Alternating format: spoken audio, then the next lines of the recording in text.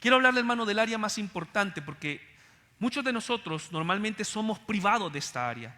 Somos privados del poder gozar en Dios, del poder tener esa libertad en Dios, y sobre todo somos privados también a veces de querer más de Dios.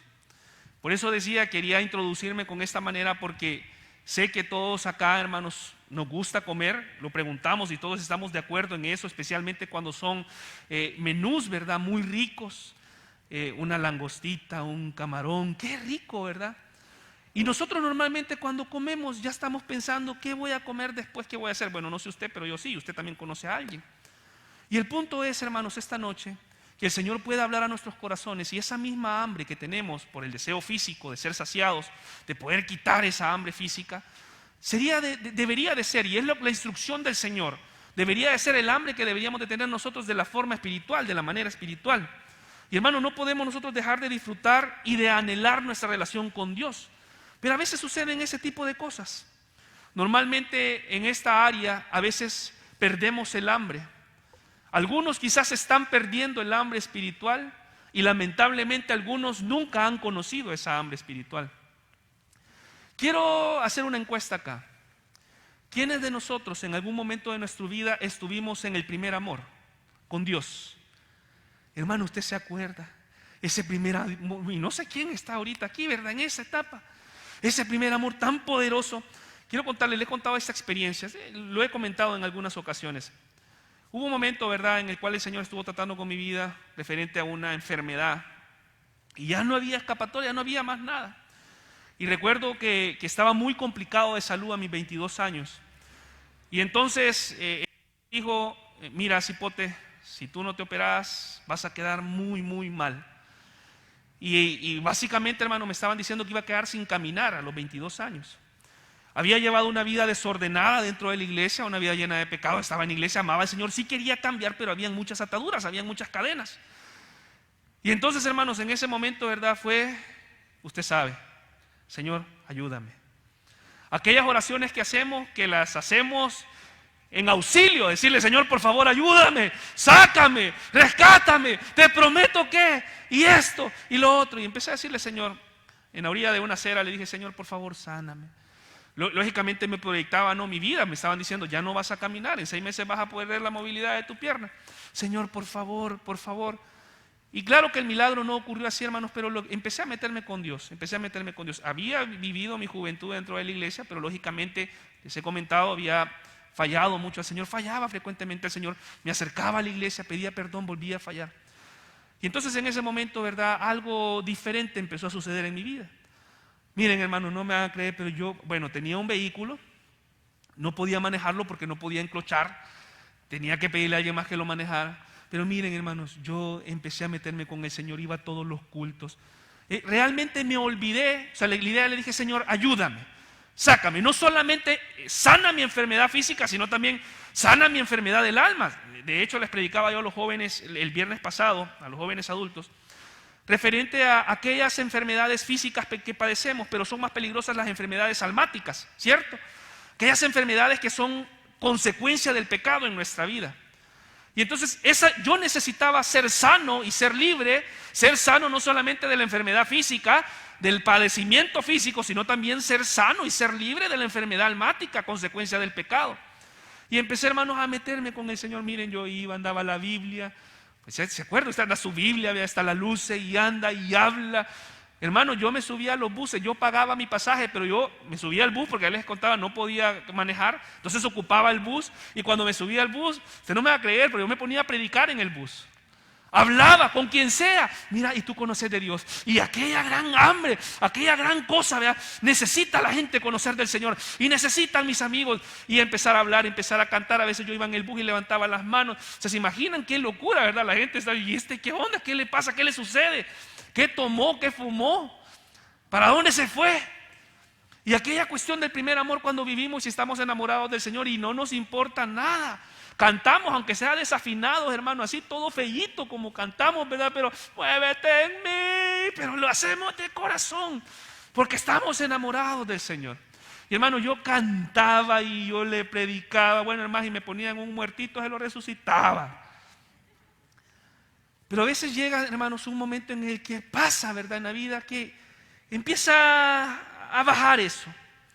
En un momento, ¿verdad?, bajan nuestras manos y empezamos quizás de repente a hacernos algunas preguntas, empiezan a suceder algunas cosas. Yo no sé si usted me está entendiendo de lo que le estoy hablando, pero hemos estado muy encendidos con el Señor y de repente pasa algo. Aparecerá una pregunta en pantalla que dice: ¿cuántos han perdido la búsqueda por Dios en algún punto de su vida? No levante la mano, pero ¿cuántos hemos perdido ese fervor del Señor? Quiero hablarle esta noche de cómo nosotros debemos desear esa búsqueda. Y antes de entrar al pasaje bíblico, quiero contarle un poco el contexto. Uno de los milagros más asombrosos que narra la Biblia, aunque muchos milagros son asombrosos, muchos milagros son poderosos, pero este es un milagro asombroso por lo que el Señor hace y la capacidad de este milagro. Ustedes y yo hemos escuchado hablar de este milagro. El Señor Jesús andaba en el desierto. Le seguían aproximadamente 5,000 personas, hermano. Imagínese usted esto: 5,000 personas que habían caminado en el desierto bajo el sol. No es fácil, hermano, caminar en el desierto, porque uno aquí camina bajo el sol y con estos calores de ahorita, ve como uno se deshidrata y sudado y aquello. Hermano, y usted imagínese, quiero que vaya a la escena conmigo.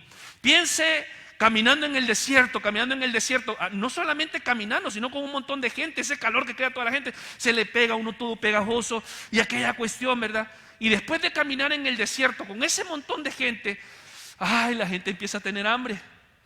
Empieza a decir: ¿a qué hora vamos a comer? ¿A qué hora nos van a dar comida? Nos dijeron que era retiro y no nos han dado comida. El Señor Jesús había hecho muchos milagros, había hecho muchos prodigios, su fama había aumentado, por lo tanto la gente lo seguía, la gente quería saber qué es lo que había hecho. La gente quería saber. El viernes predicaba acerca de la sanidad del paralítico cuando lo llevaron los 4 amigos, y dice la palabra del Señor que la casa en la que estaban estaba llenita, estaba repleta. ¿Por qué no? Porque la gente quería saber. Había muchos ahí que no eran creyentes, que no eran cristianos, pero simple y sencillamente querían ver lo que estaba pasando, ¿no? Lo que pasaba. Y así estaba en este momento. Esa era la escena. Y ojo con esto, hermanos, este dato. Esto sucedió en el mar de Galilea. Y sabe, el mar de Galilea está al mismo nivel del mar, si no es que más abajo. ¿Se imagina usted el calor, la humedad que pudiera haber ahí? Es parecido a un lago. Y ahí está la gente, ahí se lleva a cabo este precioso milagro. La gente había caminado horas y horas, estaba exhausta, habían visto los milagros de Jesús y estaban esperando ahí qué iba a ser. Entonces, hermanos, llega la tarde y algo poderoso sucede. Jesús le dice: díganle a todos que se sienten. Pongan por favor, siéntense todos. Aparece un niño, ¿verdad?, por ahí. El Señor Jesús levanta una cesta con 5 panes, con 2 peces. La levanta y dice: Padre, gracias. Tú te vas a glorificar. Tú vas a hacer algo poderoso. Da gracias por los alimentos. Y le dice a sus discípulos: sirvan. Y empieza aquel milagro poderoso, hermano. ¿Usted cree ese milagro? 5 panes y 2 peces. Y dice la palabra del Señor que ahí todos comieron hasta que quisieron. Se llenó la gente. Iba a ocupar una palabra, ¿verdad? Comieron mucho, se llenaron. ¿Se imagina usted ese momento? Ahora quiero explicarle un poco el contexto también de esto. En este momento el pueblo de Israel, el pueblo judío, era gobernado por el Imperio Romano. Y el Imperio Romano había hecho como lo hacía en todos los demás imperios que habían conquistado, que no solamente lo hizo el Imperio Romano, sino lo hicieron los otros demás imperios. Una estrategia militar era racionar la comida, ¿no? Porque si tú racionas la comida del pueblo a quien has conquistado, los haces más débiles. Y la historia dice que los soldados romanos comían 2 veces más, o sea, comían el doble de lo que comían todas las personas.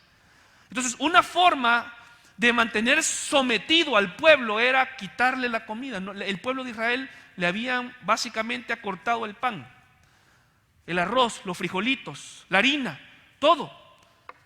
¿Por qué? Porque no podían permitir los romanos que el pueblo se hiciera más fuerte. ¿Usted se imagina el hambre que tenía esa gente? Ahora, piense también en esto. El pueblo judío, el pueblo de Israel estaba esperando un rey, estaba esperando un gobernador, estaba esperando a alguien que los librara. Y entonces de repente, hermano, llega Jesús y empieza y les dice, coman todo lo que quieran. ¿Se imaginan ustedes? Dijo la gente, hey, aquí vamos a tener comida siempre, aquí hay algo poderoso, este nos va a alimentar bien. Y veamos lo que dice la palabra del Señor. Es más, le quiero preguntar, ¿cuántos pescados hubiéramos agarrado usted y yo? Más si nos dan limoncito, hermano, y tajaditas. Uf. Pero veamos lo que dice la palabra del Señor. Ahora, hermanos, en esta porción de la Biblia podemos entender cómo mantener esa hambre por Dios. Quiero que vaya conmigo al Evangelio de Juan. Evangelio de Juan. Hermanos, les hago una pregunta, es un paréntesis. ¿Cuántos de los que estamos acá queremos conocer a Jesús? Su personalidad, su obra, su humanidad, su divinidad. Quiero aconsejarle que lea el Evangelio de Juan. El Evangelio de Juan es un evangelio poderoso, hermanos, poderoso. Escrito por el discípulo amado por Juan, y narra no solamente las características humanas de Jesús, sino las características divinas de Jesús. De hecho, lo empieza presentando en el capítulo 1, ¿verdad? La divinidad de Jesús. Y el verbo era Dios, y el verbo fue con Dios, y todo, ¿verdad? Era el unigénito Hijo de Dios. Y empieza a mostrar, todos los demás evangelios se centran y empiezan presentando la genealogía humana de Jesús. Pero el Evangelio de Juan empieza presentando la genealogía divina de Jesús. Jesús es el Hijo de Dios. ¿Cuántos creen eso y dicen amén a eso? Y en el Evangelio de Juan, hermanos, es algo poderoso. Por eso le digo, si usted quiere conocer a Jesús, lea el Evangelio de Juan. Es tan precioso el Evangelio de Juan. Es tan precioso el Evangelio de Juan, que le aseguro que se va a enamorar más del Señor, se va a enamorar más de Dios. Juan capítulo 6, versículo 14. No vamos a leerlo todo, hermanos, porque el Evangelio, el capítulo 6 es muy largo, es muy extenso. Pero en el versículo 14, ¿lo tiene usted? Dice amén, por favor. Cuando todos vieron este milagro, dijeron, ¿de veras es este el profeta que tenía que venir al mundo? Hermano, yo estoy leyendo una versión diferente, pero es muy parecida a la que usted está leyendo, Reina Valera. Versículo 15. Jesús se dio cuenta de que la gente quería llevárselo. Miren la prisión que ocupa. La gente quería llevárselo a la fuerza para hacerlo su rey. Por eso se fue al otro lado del cerro para estar solo. Cuando la gente dijo, hey, este nos va a dar toda la comida que queremos. El imperio romano no nos da comida, nos acorta el pan. Agarremos a Jesús, vea, el rey Jesús. La gente se emocionó. Tuvo hambre de él, tuvo hambre de decir, nos dio de comer y este es el profeta, este es el rey. ¿Se imagina ese milagro de Jesús? La acción que representó para el pueblo de Israel, decir, este es el rey. Mira la expresión que ocupa, dice que lo querían agarrar a la fuerza. O sea, la popularidad de él había crecido que lo querían celebrar, supongo que lo querían levantar, querían hacer pancartas, querían gritar, querían decir, Jesús es el rey. Esa gente empezó a moverse. Esta gente tenía hambre, esta gente fue más allá. El impacto de ellos. Ya no tenemos que depender del imperio romano. Vea conmigo por favor unos versículos más adelante, versículo 24. Cuando la gente vio, Jesús se fue. Al ver que la gente, hey, Jesús, dijo Jesús, voy a moverme. Jesús se fue al otro lado. La gente se quedó ahí esperando a Jesús. Cuando la gente vio que ni Jesús ni sus discípulos venían en esas barcas, la gente decidió ir a buscarlo. Entonces subieron a las barcas y cruzaron el lago en dirección a Capernaum. Hermano, ¿qué cree que llevó a esta gente al otro lado? A agarrar sus barcas, empezar, qué sé yo, a remar, a alquilar, a decir a dónde me monto, a dónde nado, qué sé yo, cómo hacer. Hermanos y hermanas, esta gente tenía hambre. Habían visto a Jesús hacer un milagro y querían ir tras él. ¿Sabe? Cuando tengamos hambre por Dios, siempre vamos a querer más. Vamos a querer más. El Señor respondió, el Señor hizo algo. Empezamos a orar, empezamos a ver algo del Señor. Y dice, yo quiero más, yo quiero más. Necesitamos ver que el Señor suple, que hace algo, que el Señor mueve algo que nosotros queremos. Vamos a querer más, vamos a querer más. Pero ¿sabe? Llega algún momento en el que el Señor Jesús va a confrontarnos, como lo hizo con este pueblo. El Señor Jesús nos va a hacer una pregunta, nos va a hacer una respuesta, nos va a hacer una pregunta directa, nos va a confrontar cara a cara. Así como lo hizo con estas personas que le seguían, porque dice esta gente que le siguió. Fueron al otro lado, vieron que Jesús no apareció. ¿Dónde está el rey? ¿Dónde está el que multiplicó los panes? ¿Dónde está el que multiplicó los peces? ¿Dónde está? Yo lo quiero conocer, yo quiero ir más, yo quiero más de él, quiero más de él. Incrementó su hambre, pero Jesús tenía que confrontarlos. Vea conmigo el versículo 25. La gente encontró a Jesús al otro lado del lago y le preguntó: Maestro, ¿cuándo llegaste? Jesús respondió: francamente ustedes me buscan porque comieron hasta quedar satisfechos. Y no, ¿qué dice, hermano? Por haber entendido los milagros que hice. Versículo 26. Respondió Jesús y le dijo: de cierto os digo que me buscáis no porque habéis visto las señales, sino porque comisteis el pan y os saciasteis. Jesús confronta y dice: no, muchos de ustedes no me están siguiendo por lo que yo soy. Muchos de ustedes no me están siguiendo por los milagros que han visto. Muchos de ustedes no me están siguiendo porque creen en mí.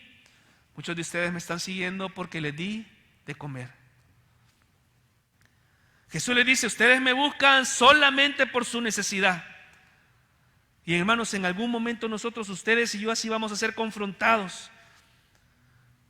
¿Se ha fijado, hermano, que cómo buscamos de Dios? Le estoy poniendo mi ejemplo. Busqué del Señor en medio de una gran crisis.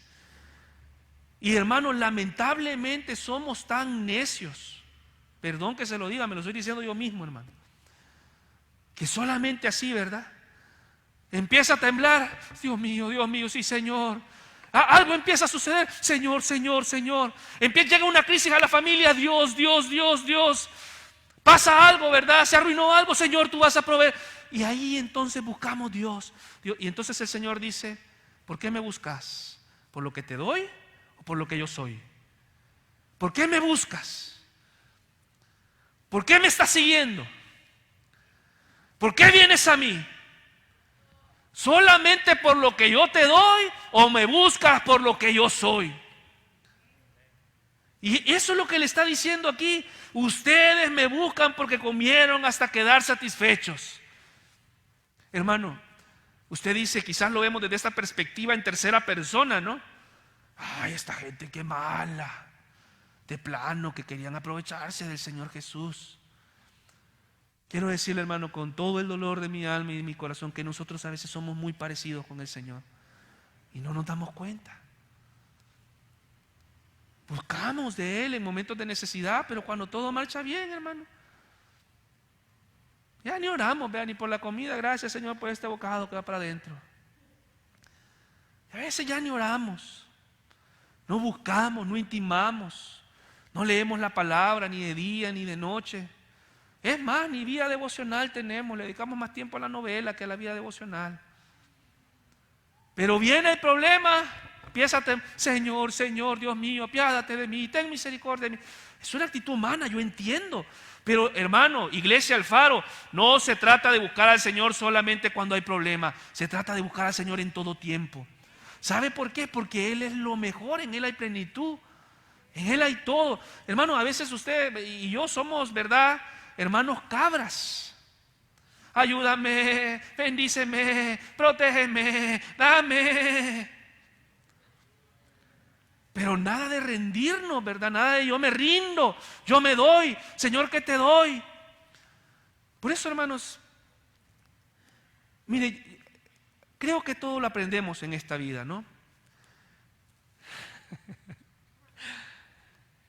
Y sabe, he tratado de hacer mis oraciones: Señor, te necesito. Señor, lléname, por favor. Señor, te necesito a ti. Hermanos, he entendido, de verdad, la palabra del Señor textualmente lo dice: Buscad primeramente el reino de Dios y su justicia, y todo lo demás os vendrá por añadidura. Buscar primeramente el reino de Dios es también cumplir sus ordenanzas, diezmar, hermano. Queremos pedir perdón, que hable de esto, ¿verdad?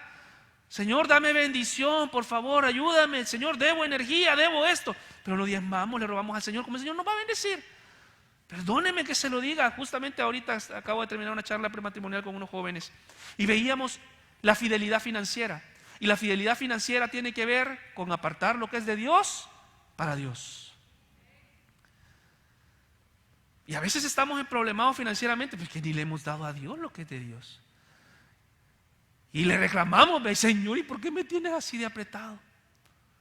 Y entonces el Señor vuelve a decir: ustedes me buscan porque les di de comer, comida que comieron hasta que quedaron satisfechos. Y entonces, hermano, quiero rápidamente que veamos dos implicaciones que pudiéramos considerar de este pasaje. Una pregunta que el Señor pudiera hacernos, aparecerá en pantalla, es: ¿por qué motivo me buscas? Una pregunta que el Señor pudiera hacernos esta noche a cada uno de nosotros es: Rubén, ¿por qué motivo me buscas? Iglesia Alfaro, ¿cuál es tu motivo de búsqueda? ¿Qué te mueve a buscarme? ¿Qué te mueve a estar conmigo? ¿Qué te motiva a orar? ¿Es solo el pan? Jóvenes que están aquí esta noche, ¿será solamente orar la intercesión por la novia?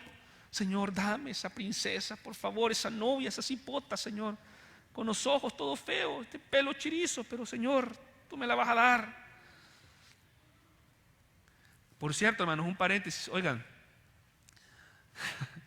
dos testimonios acerca de esto, para que las cipotas se aflijan, no nos aflijan, ¿verdad? Y los jóvenes agarren valor. Yo conocí a un joven, hay un testimonio en una iglesia de un joven, se enamoró de la hija del pastor. Miren, hermanos, este joven, dicen, ¿verdad? Que era, le costaba pues conseguir novia, porque no, la vida no le había sonreído, hermano. Pero Dios lo amaba. Miren, y este cipote, una iglesia grande, hermano, una iglesia grande. La hija del pastor, y la hija del pastor, hermano, bien bonita, chelita, pelo negro, así alta, bien guapa. A mí me gusta la hija del pastor. No te va a hacer caso la hija del pastor. Yo voy a orar, dijo. Y miren, ese cipote oraba, se arrodillaba todos los días, que iba al templo y oraba. Él decía: yo estoy orando por la hija del pastor. Hermanos, hoy están casados, tienen 3 hijos. Fellito, pero el Señor concede las peticiones del corazón. Así que, jóvenes, ya saben. Una vez llegó una joven a mi oficina y me dice: pastor, estoy afligida. Me dijo: ¿por qué? Mire que le gustó a Osmel, creo que llamaba Osmel, no me acuerdo. Le gustó a Osmel. ¿Y qué pasa? Es que ese muchacho ora bastante y a mí no me gusta. Era un paréntesis, pero hermanos, el punto es: ¿qué nos motiva a orar? ¿Qué nos mueve a nosotros a orar? Tengamos cuidados, hermanos, en buscar a Dios solo por mis necesidades, solo por nuestras necesidades. Tengamos mucho cuidado de eso. ¿Sabe? Uno de los últimos títulos de este pasaje es: y dejaron de seguir a Jesús. Y muchos dejaron de seguir a Jesús. Es necesario que llegue a un punto en el cual el Señor nos va a preguntar, que Dios nos pregunte: ¿por qué me buscas? Y cuidado que nuestras oraciones se vuelvan en esto. Veamos, avancemos rápidamente, hermano. Versículo 27. Dice, mire qué precioso. El Señor Jesús les está diciendo a ellos, ¿no? Les había dicho: ustedes me buscan solamente porque les lleno. Pero viene el Señor Jesús y se está presentando delante de ellos, está amándolos aún de esa manera. Él dice: no se preocupen tanto por la comida que se acaba, sino por la comida que dura. ¿Y qué dice, hermanos? Que da vida eterna. Esa es la comida que yo, dice Jesús, que yo, el Hijo del Hombre, mire qué expresión, Hijo del Hombre, su humanidad, el Hijo del Hombre, su humanidad, les daré. Y ya Dios mi Padre, su divinidad, y Dios mi Padre les ha mostrado que yo tengo autoridad. No se preocupen por la comida que termina, sino preocúpense por la comida que es eterna. Pero aún así el pueblo no había entendido. Dice la palabra del Señor, ¿verdad? En Mateo, no hacer tesoros en la tierra, donde todo es corrompido. Hacer tesoros en el cielo, dice la palabra del Señor. Y mire, hermano, más adelante, mire qué preciosa la forma en la que el Señor se está mostrando. El Señor les está diciendo, confíen en mí, enfóquense en lo espiritual. Yo sé que quieres carro nuevo, yo sé que quieres una casa nueva, una novia nueva, una esposa nueva, no esa novia, una suegra nueva, diría el pastor. Yo sé que quieres, pero enfócate en lo espiritual. Eso les estaba diciendo el Señor. Pero miren el pueblo, ¿verdad? Miren, todavía vuelven y le preguntan, ve el versículo 28 conmigo. Entonces dijeron, ¿qué debemos hacer para poner en práctica las obras de Dios? El Señor Jesús ya les había dicho en el versículo 27, búsquenme a mí. Les había dicho, y ya Dios mi Padre les ha mostrado que yo tengo autoridad. Vengan a esta comida. Y ellos dicen todavía en el versículo 28 y le preguntan, ¿qué es lo que Dios quiere que hagamos? ¿Cómo yo voy a orar? ¿Cómo voy a levantar las manos? ¿Qué puedo hacer? Y sabe, hermano, todo lo que Dios quiere que nosotros hagamos es que creamos que en Él tenemos plenitud. Eso es lo que quiere lo que Dios quiere y lo que Jesús quiere que nosotros hagamos. Pero nosotros estamos tan enfocados en tantas otras cosas. Y vea el versículo 29. Estamos terminando, hermano. Versículo 29. Jesús respondió otra vez. Ya les había respondido, ya les había dicho. Pero dice el Señor, les voy a volver a decir. Ok, se lo voy a volver a decir. Jesús respondió, lo único que Dios quiere es que crean en mí, que yo soy a quien Él envió. Respondió Jesús y les dijo, esta es la obra de Dios, que creáis en Él, en el que Él ha enviado. Todo lo que tenemos que hacer es confiar en Dios, pero ¿verdad que cuánto nos cuesta confiar en Dios? Es como aquella prueba, la prueba de fe. ¿Quiénes han hecho la prueba de fe, hermanos? Levanten. ¿Alguien ha hecho la prueba de fe aquí? ¿No? Si quieren hacemos ahorita desde aquí. La prueba de fe es un acertijo, una dinámica, una actividad preparativa que se lleva, ¿no? En la cual yo pongo mis manos, las entrelazo, pongo mis piernas firmes y una persona que está atrás va a sostenerme, va a agarrarme. Una persona que está atrás, estoy seguro yo que me va a detener. Y entonces yo le pregunto, ¿estás listo? Sí, estoy listo, voy. Ven, dice pero yo no estoy viendo, yo estoy viendo al frente. Yo solamente sé que aquella persona me va a agarrar. Ay, pero varios hermanos, y le hacen así, ¿me vas a agarrar? Sí, vení. ¡Ay! Y pone el pie. Y la idea, hermanos, de esa dinámica es que nadie tiene que doblar las rodillas, solamente te tienes que dejar ir hacia atrás. Y primero empieza así, después empieza, ¿verdad? Las personas se paran en una altura así como esta y varios le recibimos. Y decir, ahí voy! ¡Ah! Y el Señor Jesús eso es lo que quiere. Solamente lo que quiere es que confiemos en Él. Hermano, confíen que solamente Dios lo puede sacar adelante. Le pregunto, si Dios dejara de responderle a aquella petición por la que usted está orando, ¿dejaría de creer en Él? Pero a veces pasa. A veces hay personas que ya no vemos aquí en iglesia, ¿sabe? Porque simple y sencillamente el Señor no le respondió. Señor, ya no. Hermano, segunda consideración, terminamos con esto, Ministerio de Alabanza me ayuda. ¿Sabe también qué es lo que sucede a veces? Y acá la palabra lo dice. Es que buscamos sustitutos. Nos saciamos con cosas que no llenan, con cosas que no es Dios, que no viene de Dios. Es como, por ejemplo, hermano, usted se ha fijado, ¿verdad? Las esposas, por ejemplo, sabrán que cuando el esposo, ¿vas a comer? No tengo hambre. Usted ya sabe que ese esposo en la calle comió pastelitos, chicharrones, un mango, y llega sin hambre porque comió sustitutos. Pero eso no le alimenta, ¿cierto?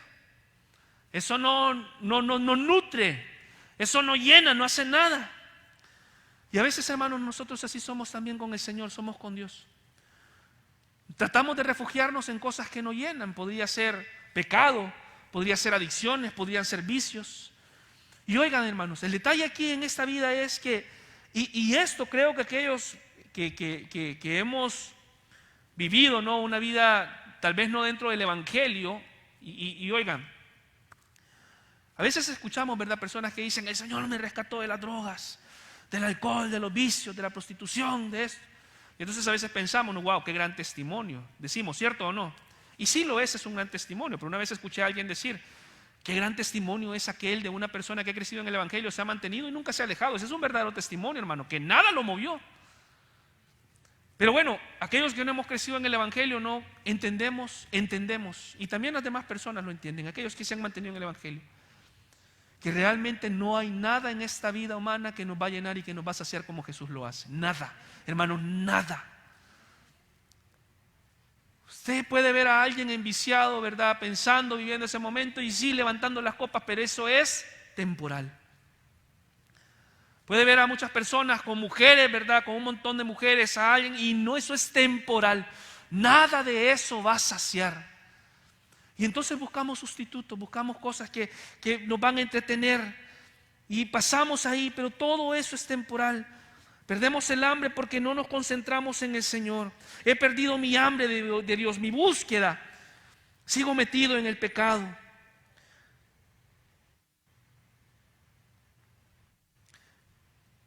Tuve un amigo, tengo un amigo, ahora es el líder de alabanza de la iglesia donde nos congregamos. Este joven ya tiene unos años más que yo, y él una vez ocupó una expresión hablando conmigo. Él me dice, le gustaba, ¿verdad?, tomar, beber, la droga, todo. Y una vez él me dice: mira, Rubén, fíjate que en algún momento entendí que todo lo que pasaba mientras yo hacía eso era una máscara, porque yo siempre que llegaba a mi casa siempre estaba vacío.